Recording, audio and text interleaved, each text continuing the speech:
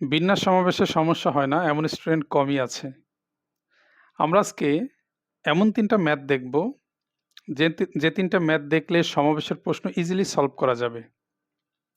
ভিডিওটি শেষ পর্যন্ত দেখেন, আশা করছি উপকার হবে।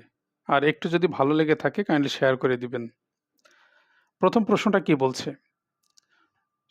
৯ টি প্রশ্ন হতে ৬ টি প্রশ্ন কত উপায়ে বাছাই করা যায় যাতে প্রথম ও দ্বিতীয় প্রশ্ন সর্বদা থাকবে? দেখেন এই যে বাছাই কথাটা আছে, আমরা মনে রাখব বাছাই কথাটা যদি কখনো প্রশ্নে থাকে সেটা হবে সমাবেশের প্রশ্ন। ওকে, বিন্যাস সমাবেশের ওই সমাবেশের কোশ্চেন হবে এটা। আচ্ছা, এখন কোন ওয়েতে আমরা এই প্রশ্নটা সলভ করব ভালো করে একটু বুঝে বুঝে আমরা শিখি। কখনো যদি এরকম বলে যে কিছু ফিক্সড করে বলল, যেমন এখানে বলছে প্রথম ও দ্বিতীয় প্রশ্ন ফিক্সড,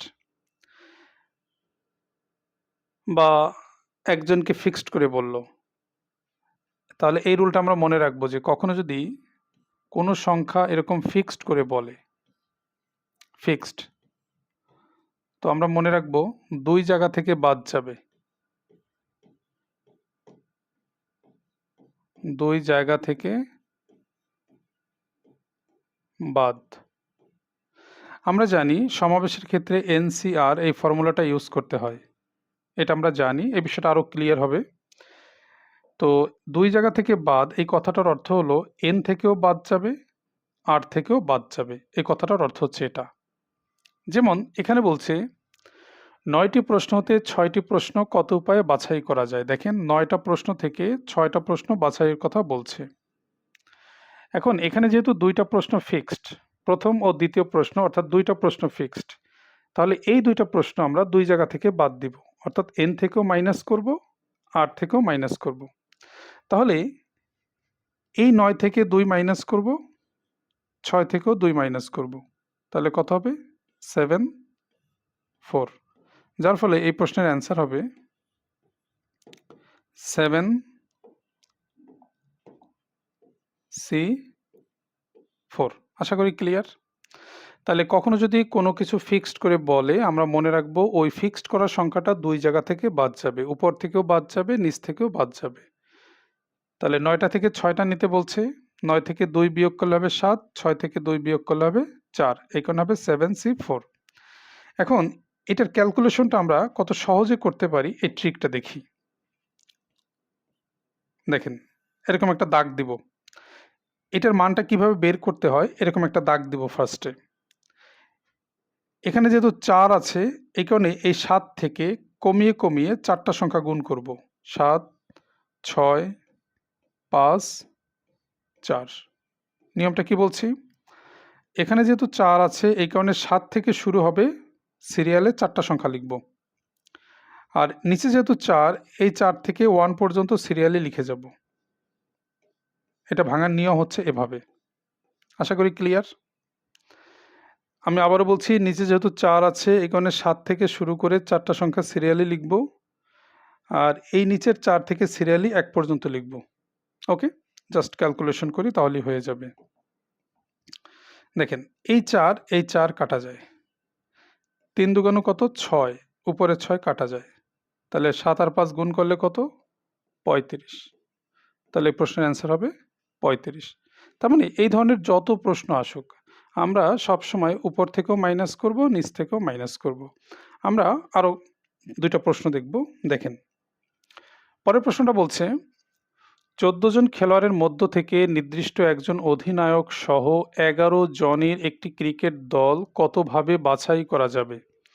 দেখেন ১৪ জন থেকে নিতে বলছে কয়জন? ১১ জন। এই যে বলছে নির্দিষ্ট একজন, তার মানে একজন হচ্ছে ফিক্সড। তাহলে ১৪ জন থেকে ১১ জন নিতে বলছে, লিখলাম। এখন যেহেতু একজন ফিক্সড, আমরা জানি ফিক্সড বললে ২ জায়গা থেকে মাইনাস হবে। এই যে ২ জায়গা থেকে মাইনাস, তাহলে এখানে কত হবে? 13, আর এখানে কত? 10। ওকে, এখন অ্যান্সার কি হবে তাহলে? অ্যান্সার হবে 13C10, এটাই হবে অ্যান্সার। আমরা সি ইউজ করব কেন? এই যে বাছাই কথাটা আছে, বাছাই মানেই কি? কম্বিনেশন। বুঝা গেল? এই কারণে সি ইউজ করব। এখন ক্যালকুলেশনটা কি হবে? 13C10 আমরা এটাকে মাইনাস করে 13 থেকে 10 মাইনাস করলে কত হবে? 3। আমরা চাইলে এটাকে 13C3 ও লিখতে পারি। 13 থেকে 10 মাইনাস করলে কত হয়? 3। আমরা চাইলে এখানে 3 ও লিখতে পারি। আচ্ছা, এখন এটা ক্যালকুলেশনের নিয়ম আমরা কি জানি? আমরা জানি নিচে 3 থাকার কারণে 13 থেকে শুরু করে ছোটর দিকে যাব 3টা সংখ্যা লিখব। নিশ্চয়ই মনে আছে? 3 থাকার কারণে 3টা সংখ্যা আর 3 থেকে 1 পর্যন্ত। ক্লিয়ার? কাটাকাটি করি। নিচে 3 দুগুণ 6, 6 দুগুণ কত? 12। তো 13 দুগুণ 26 আর 11 গুণ করলে হবে 286। এটাই হবে প্রশ্নের অ্যান্সার। ওকে? তাহলে ফিক্সড বললেই কি 2 জায়গা থেকেই মাইনাস করব। উপর থেকেও মাইনাস, নিচ থেকেও মাইনাস, তারপরে এই ফরম্যাটে লিখব 13C10, অর্থাৎ কম্বিনেশনটা ইউজ হবে, সি ফর কম্বিনেশন। ওকে? পরের প্রশ্নটা দেখি। 12টি পুস্তক থেকে 5টি পুস্তক কত প্রকারে বাছাই করা যায় যেখানে 2টি পুস্তক সর্বদাই অন্তর্ভুক্ত থাকবে? দেখেন 12টা থেকে 2টা বাছাই করতে বলছে, সরি 5টা বাছাই করতে বলছে। ওকে, কিন্তু প্রশ্নে বলেই দিয়েছে 2টা সবসময় থাকবে, তার মানে 2টা পুস্তক ফিক্সড।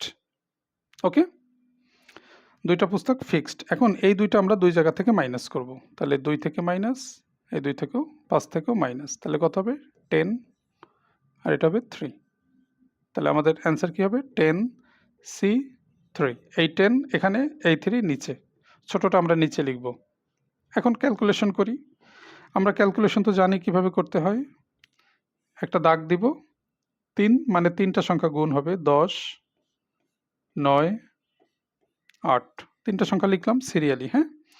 আর নিচের 3 সিরিয়ালি লিখি, 3, 2, 1। ওকে,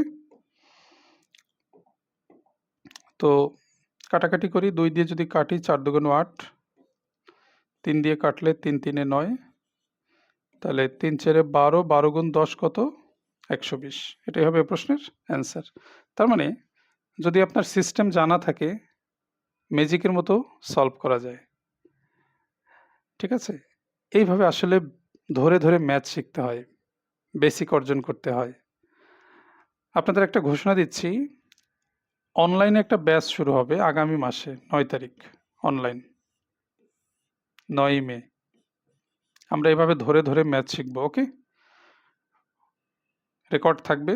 কোর্স ফি হবে মাত্র 1020 টাকা। এখানে ভর্তি হলে আমি এটা আশাবাদী যে আপনার ইমপ্রুভ হবে। যত দুর্বলই থাকেন, ক্লাসগুলো করে যদি আপনি বাসায় একটু প্র্যাকটিস করেন, আশা করছি ইমপ্রুভ হবে। ওকে, তো যারা এখনো শেয়ার করেন নাই, কাইন্ডলি শেয়ার করে দিবেন। সবাইকে অসংখ্য ধন্যবাদ।